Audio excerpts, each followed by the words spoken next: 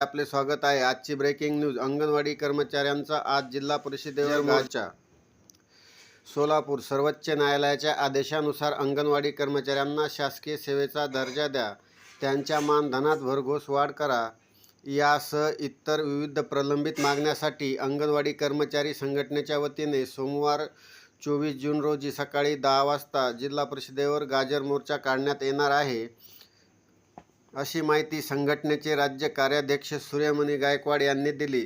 तुटपुंज्या मानधनावर काम करणाऱ्या अंगणवाडी सेविका व मदतनीसांच्या मागण्याकडे शासन लक्ष देत नसून या मागण्याकडे लक्ष वेधण्यासाठी अनेक वेळा निवेदने देऊन, मोर्चे काढून व संप करूनही शासनाकडून दुर्लक्षच होत असल्याचा आरोप करून आता शासनाला मोर्चाद्वारे गाजर दाखवून गांधीगिरी करण्याचा निर्णय अंगणवाडी कर्मचाऱ्यांनी घेतला आहे।